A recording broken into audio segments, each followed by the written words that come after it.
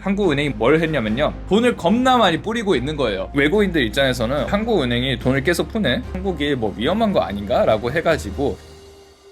네, 안녕하십니까. 5살도 이해하는 경제 오이경이라고 합니다. 오늘 동영상을 박종훈 기자님의 지식 한방, 이 동영상이 그냥 보면 이제 어려우니까 제가 최대한 쉽게 설명해 드리려고 이걸 가져왔습니다. 환율 1,500원 돌파하며 부동산이 터지는 이유라는 그 제목을 가져왔는데요. 이 제목을 떠나서 정말 참고할 내용이 정말 많아가지고 가져왔는데요. 모든 내용을 다 이제 말씀드릴 수 없고 가장 핵심 포인트를 최대한 쉽게 정리할 거라고 이제 말씀드리겠습니다.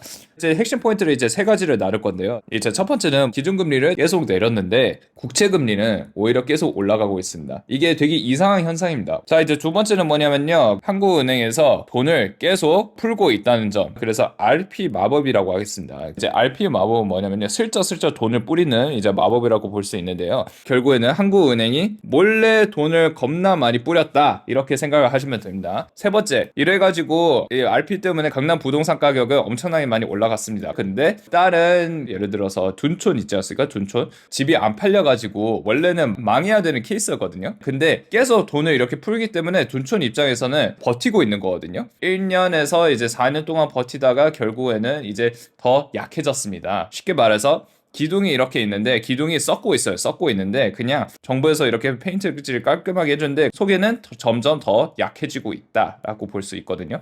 누가 그런 상태냐? 바로 PF입니다. PF가 무너지면 전부 다 부동산 전체 다 무너진다, 이렇게 볼 수 있습니다. 세 가지 메이저 포인트를 짧게 설명해드려야 되는데 조금 길게 설명했네요. 어찌됐든 다시 이제 첫 번째로 이제 가겠습니다. 기준금리는 뭐냐면요, 이제 한국은행에서 기준금리를 올리면요 어떻게 됐습니까? 그 100억을 빌렸어요, 은행에서. 기준금리를 올리면요 원래 이자를 1억만 갚아도 됐는데 기준금리를 올리면 그냥 갑작스럽게 내가 3억을 갚아야 되는 수가 있습니다. 그러면 이제 대출받기 어려우니까 이제 사람들이 대출을 당연히 덜 받으니까 돈이 적게 돌아가겠죠. 그러면 이제 가장 핵심인 이제 물가 있잖아요. 물가가 조금씩 잡히겠죠. 이론적으로 그렇습니다. 이론적으로. 그럼 기준금리는 내려가면 어떻게 되냐? 기준금리 내려가면 반대겠죠. 1천만 원만 갚아도 돼요. 돈 더 빌려요. 그러면 이제 돈이 더 많이 돌아가겠죠. 그러면 가격이 더 올라가겠죠. 그러면 물가 상승이 더 심해지겠죠. 자, 그래서 말씀드렸듯이 기준금리는 중력의 역할을 합니다. 그러니까 기준금리를 내리면 이제 모든 다른 금리도, 국채금리도 이제 내리는 게 원래 그 정상이거든요. 근데 반대로 기준금리를 내려가는데 국채금리는 이상하게 올라가고 있습니다. 2025년 4월에는 국채금리가 2.5%였는데요. 그리고 최근에는 지금 3.4%까지 올라갔다고 합니다. 국채금리가 뭔지 설명해 드리겠습니다. 자, 이제 국채는 나라 입장에서 돈 너무 부족합니다. Please give me 돈.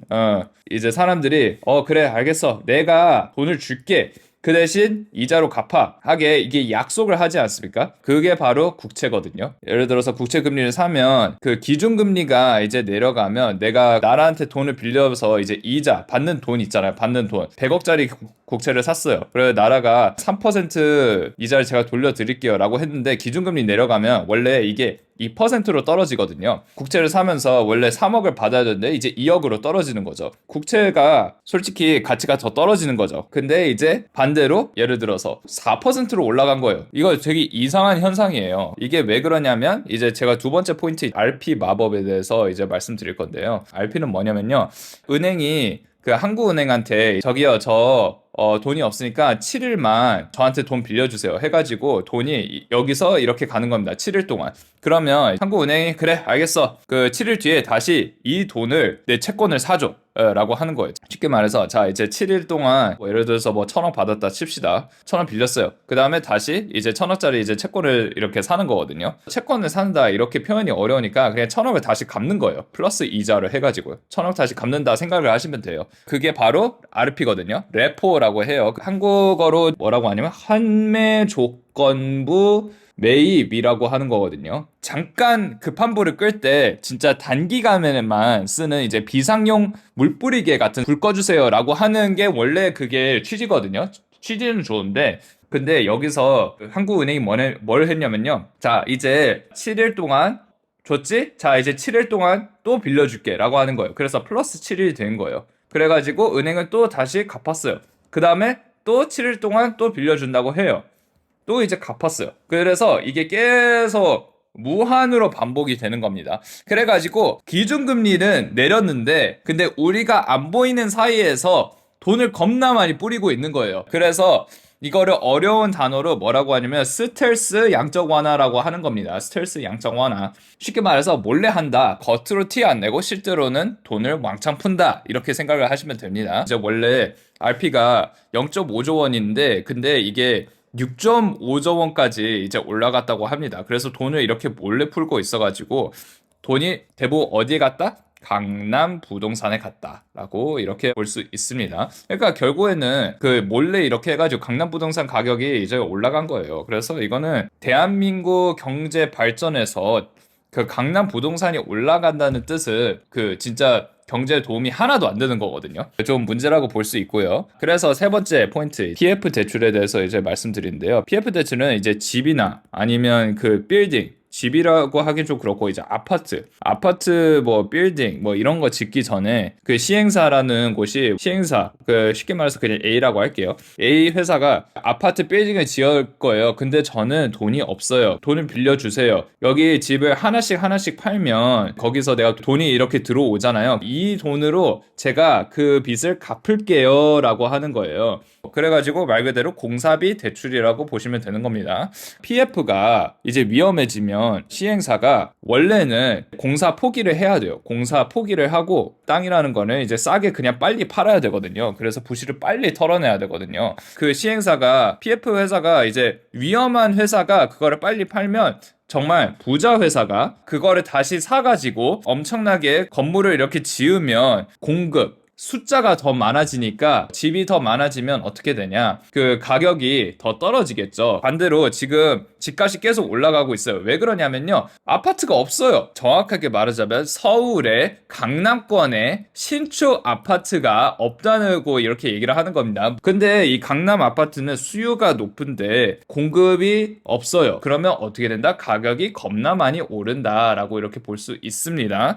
그래서 어찌됐든 결국에는 이런 위험한 회사들이 버티는 게 아니고 돈 있는 회사가 이렇게 건물을 엄청나게 많이 지으면 그나마 이제 공급이 올라가면 가격이 조금 더 안정이 될 수 있죠 라고 하는 거예요. 하지만 한국은행이 무엇을 그 집중했냐면요. 그 여러분 혹시 둔촌 아파트 들으셨습니까? 제가 처음에 그 설명했는데 이거를 바로 둔촌 일병 구하기라는 이제 프로젝트인데요. 그때 당시 부동산 붐이었어가지고 집만 지으면 당연히 사람들이 여기 막 분양해서 막 들어와서 여기가 꽉 차겠지라고 무조건 그랬다고 그 생각하는데 근데 여기서 문제가 뭐냐면요. 예상외로 사람들이 안 사는 거예요.